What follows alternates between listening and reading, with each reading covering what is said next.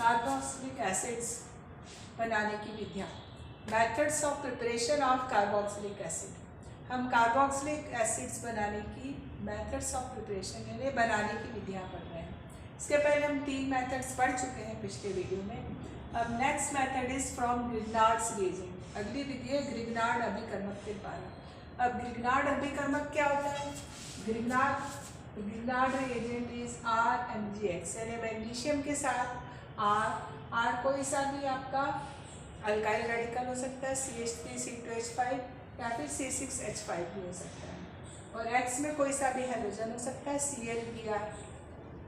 इस तरह से इसकी रिएक्शन करवाते हैं कार्बन डाइऑक्साइड के साथ। तो कार्बन डाइऑक्साइड के ऊपर ग्रिग्नार्ड रिएजेंट का एडिशन होता है, रिएक्शन होती है ड्राई ईथर में, शुष्क ईथर में।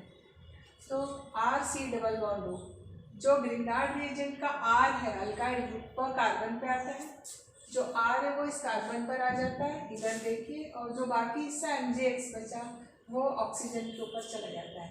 इस प्रकार से ये एक एडिशन प्रोडक्ट बनता है। अगले स्टेप में इसका हाइड्रोलिसिस कराते हैं एसिड की प्रेजेंस में। तो एसिड की प्रेजेंस में जब हाइड्रोलिसिस होता है तो वाटर का H जो है वो यहाँ पर O के साथ चला जाता है और OH जो है वो MgX के साथ जाता है। तो we get MgXOH and RCOH। यहाँ पर हमारा कार्बोक्सिलिक एसिड बन गया। तो जो भी कार्बोक्सिलिक एसिड है उसमें जो बनेगा उसमें अल्काइल ग्रुप R कहाँ से आएगा? ग्रिग्नार्ड रिएजेंट से आएगा। तो इस मेथड के द्वारा हम ग्रिग्नार्ड अभिकर्मक की सहायता से एसिड बना सकते हैं। Next method is from acyl halide and from acid anhydride. अगली विधि है एसिड हाइड्राइड से, एसिड एनहाइड्राइड से या फिर असाइल हैलाइड के द्वारा। असाइल हैलाइड यानी RCOCl। R जो है कोई सा भी अल्काइल ग्रुप है, CH3COCl, C2H5COCl एंडी ग्रुप, तो RCOCl प्लस H2O, तो RCOH बनेगा और HCl बनेगा। ये जो Cl है ये H के संग जाता है और HCl निकल जाता है, RCOH यानी कि एसिड बन जाता है। RCOCl का अगर हम हाइड्रोलिसिस करते हैं बेस की प्रेजेंस में, अगर कोई भी बेस लेते हैं तो पहले कार्बोक्सिलेट आयन बनता है और क्लोराइड आयन बनते हैं, जो कि फिर एसिड के साथ नेक्स्ट स्टेप में रिएक्शन कराने पर कोई एक एसिड लेते हैं हम, उसके साथ जब रिएक्शन कराते हैं तो हमको प्रॉपर कार्बोक्सिलिक एसिड मिलता है। अब नेक्स्ट मेथड हम देखते हैं अनहाइड्राइड के साथ। ये बेंजोइक अनहाइड्राइड है, C6H5CO और उसके साथ O, C6H5CO2 times O। Water के संग जब रिएक्शन करेंगे we will get 2 molecules of benzoic acid. तो बेंजोइक अनहाइड्राइड की रिएक्शन जब जल के साथ होती है तो हमको 2 अणु बेंजोइक अम्ल के C6H5COH के मिलते हैं। इसी प्रकार से हम एसिटिक अनहाइड्राइड अगर लेते हैं या इथेनोइक अनहाइड्राइड इसको भी बोलते हैं, CH3CO twice O। वाटर के संग जब इसकी रिएक्शन होगी तो बनेंगे 2 मॉलिक्यूल्स ऑफ एसिटिक एसिड। यहाँ पे हमको 2 अणु एसिटिक अम्ल के यानी कि इथेनोइक अम्ल के मिलते हैं। फिर नेक्स्ट मेथड है ईस्टर के द्वारा, यानी ईस्टर के हाइड्रोलिसिस के द्वारा। ईस्टर मतलब C6H5CO C2H5, ठीक है। अब ये जो ईस्टर है इसमें R या AR इस तरफ होता है, CO होता है और इस तरफ R होता है। तो C6H5CO C2H5 का एसिड की प्रेजेंस में अगर हाइड्रोलिसिस होता है तो बेंजोइक एसिड बनता है और बनता है इथाइल अल्कोहल। ये है इथाइल बेंजोएट। इथाइल बेंजोएट का हाइड्रोलिसिस एसिड की प्रेजेंस में, तो C6H5COH यानी बेंजोइक एसिड बना और C2H5OH बना। जो पिछले वाला R है इसका अल्कोहल बनता है और आगे वाले का ये कार्बन मिला करके एसिड बनता है। अगर अब यहाँ पे हमने ले लिया इथाइल ब्यूटेनोइड C3H7CO C2H5, अगर इसका हम बेस की प्रेजेंस में हाइड्रोलिसिस करते हैं तो पहले हमको इस एसिड का सोडियम सॉल्ट मिलता है, मतलब सोडियम ब्यूटेनोइड मिला, और क्या बना? C2H5 का बन गया C2H5OH। फिर सोडियम सॉल्ट जो बना है उसका एसिड हाइड्रोलिसिस कराने पर हमको फाइनली एसिड मिलता है।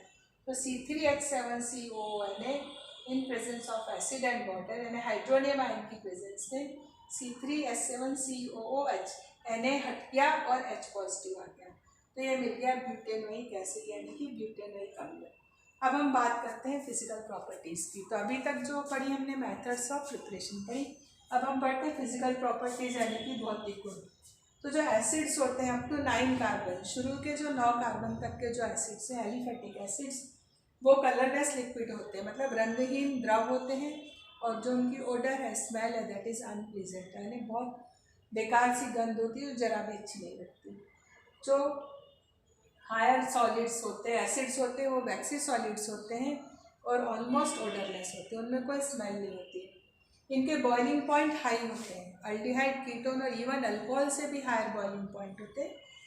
बॉइलिंग पॉइंट यानी कि द्रवणांक, यानी कि क्वथनांक, ये बॉइलिंग पॉइंट अल्डिहाइड, कीटोन और अल्कोहल से भी उच्च होते हैं। क्यों? क्योंकि एसिड्स में बहुत एक्सटेंसिव हाइड्रोजन बॉन्डिंग होती है, बहुत अच्छी हाइड्रोजन बॉन्डिंग होती है। दो अणु आपस में मिलकर डाइमर बनाते हैं इस प्रकार से, RCO RCOH, दूसरे अणु के OH के साथ यहाँ पर इसमें हाइड्रोजन बंध बनता है, इधर बन जाता है, इसी प्रकार इधर बन जाता है। तो दो मॉलिक्यूल्स के बीच में दो हाइड्रोजन बॉन्डिंग रहती है, इसलिए डाइमर यानी द्विलक बन जाते हैं, यानी इवन वेपर स्टेट में भी ये द्विलक ऐसे ही रहते हैं। तो इस हाइड्रोजन बॉन्डिंग के कारण इनके बॉइलिंग पॉइंट जो है, क्वथनांक जो है, वो उच्च रहते हैं। उसके बाद एसिड्स जो है 4 कार्बन एटम तक के वो वाटर में सॉल्युबल है, 4 कार्बन एटम तक के यानी ब्यूटेनोइक एसिड तक वाटर में सॉल्युबल है। जैसे जैसे मॉलिक्यूलर मास बढ़ता है सॉल्युबिलिटी कम होती है, यानी जो हायर एसिड्स हैं उनकी सॉल्युबिलिटी, क्योंकि जो हाइड्रोकार्बन पार्ट है वो कैसा है, हाइड्रोफोबिक है, इनसॉल्युबल है इन वाटर में, वो पार्ट बढ़ते जाने के कारण सॉल्युबिलिटी कम होती जाती है। और जो बेंजोइक एसिड है वो वाटर में इनसॉल्युबल होता है, ऑलमोस्ट इनसॉल्युबल है। और ये जो एसिड्स है क्लोरोफॉर्म और वगैरह में भी कुछ कुछ नॉन पोलर सॉल्वेंट्स में भी सॉल्युबल होते हैं। तो ये हुई physical properties of carboxylic acids.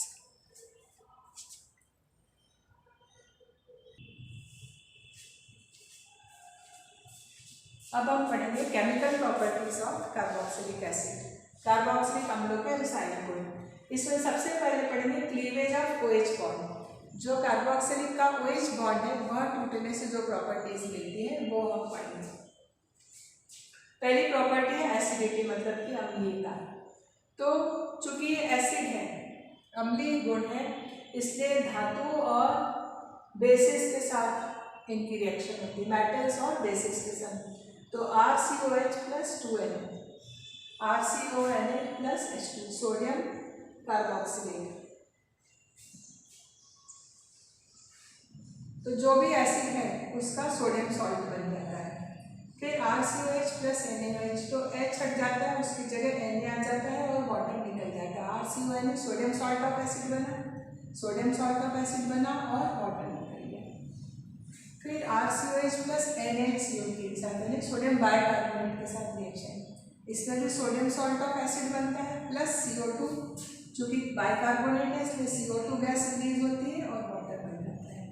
अब ये जो तीनों रिएक्शन है ये बताती है कि ये जो COH एसिड्स है ये एसिडिक है नेचर में। अब ये एसिडिक है तो एसिड जब ये वाटर में डिजॉल्व होते हैं तो इस प्रकार से आयनाइज होता है, RCOH + वाटर। चूँकि वीक एसिड्स होते हैं, मिनरल एसिड्स के कंपैरिजन में दीज एसिड्स आर वीक, कमजोर एसिड होते हैं, दुर्बल होते हैं, इसलिए इक्विलिब्रियम में रहते हैं। कार्बोक्सिलेट आयन बनता है और H3O पॉजिटिव बनता है, यानी हाइड्रोजन आयन बनता है। अब ये जो कार्बोक्सिलेट आयन है, RCO निगेटिव आयन है, इसमें रिजोनेंस होता है, मतलब कभी इस O पर निगेटिव चार्ज होता है, कभी इस O पर होता है, इसलिए ये RCO और कॉमन यहाँ पे डॉटेड लाइन बनाते हैं निगेटिव चार्ज। तो ये इसका क्या बनता है, रिजोनेंस हाइब्रिड बनता है, यानी अनुनादी संरचना बनती है, अनुनादी संकर बनता है। अब अगर इसका हम इसके लिए इक्विलिब्रियम कांस्टेंट, इसके ऊपर लॉ ऑफ मास एक्शन लगाए तो KEQ मतलब कि इक्विलिब्रियम कांस्टेंट के लिए concentration of hydronium ion into concentration of carboxylate ion upon concentration of water into concentration of carboxylic acid. ठीक है, यहाँ पर KEQ क्या हो गया, दिस इज इक्विलिब्रियम कांस्टेंट, यानी कि साम्य स्थिरांक। अब जैसा कि हम जानते हैं water is in very large quantity, यहाँ पे वाटर ज़्यादा मात्रा में होता है और इसलिए हम नया कांस्टेंट K लेते हैं, K = KEQ × H2O, क्योंकि H2O की जो अमाउंट है that remains practically it remains constant. So नया constant, new constant is Ka. इसको बोलते हैं एसिड डिसोसिएशन कांस्टेंट या फिर अम्ल वियोजन स्थिरांक। तो यहाँ पर H2O चूंकि इधर आ गया तो वैल्यू क्या बची, concentration of H3O into concentration of carboxylate ion upon concentration of acid. अब ये जो Ka है इसका अगर हम निगेटिव लॉग ले लेते हैं, निगेटिव लॉगरिथम ऑफ Ka को बोलते हैं Pka। Pka से हमको एसिड की स्ट्रेंथ की डायरेक्ट वैल्यूज मिल जाती हैं। अगर Pk स्मॉल है, smaller Pk means stronger acid, जितना Pk स्मॉल है उतना एसिड स्ट्रॉन्गर है। कार्बोक्सिलिक एसिड्स की कंपैरिजन करेंगे यहाँ पर हम, केवल मिनरल एसिड्स का नहीं, क्योंकि मिनरल एसिड्स तो सभी स्ट्रॉन्ग। तो स्मॉल जो एसिड्स हैं, स्मॉलर Pka है तो एसिड कैसा होगा, स्ट्रॉन्ग होगा, यानी कि उसकी प्रोटॉन लेने की कैपेसिटी ज़्यादा है। अब स्ट्रॉन्ग एसिड्स में जो Pka है वो 1 से लेस होता है, कम होता है। Strong acids again we are talking of carboxylic acids. फिर मॉडरेटली स्ट्रॉन्ग जो होते हैं उनमें Pka उनकी वैल्यू 1 to 5 रहती है, और वीक एसिड्स की Pka 5 to 15 रहती है। और जो बहुत ही वीक है means which are extremely weak acids, उनकी Pka 15 से भी कम होती है। एग्जाम्पल के लिए कुछ एसिड्स की Pka यहाँ पर है, HCl की -7.0 होती है, इस -7.0, और ट्राइफ्लोरोएसिटिक एसिड की जो कि स्ट्रॉन्गेस्ट कार्बोक्सिलिक एसिड है, कार्बोक्सिलिक एसिड्स में स्ट्रॉन्गेस्ट है CF3COH, उसकी वैल्यू है 0.23, बेंजोइक एसिड की 4.19, एसिटिक एसिड की 4.76 और फिनॉल की है 10। तो this is the about the acidity of the various carboxylic acids.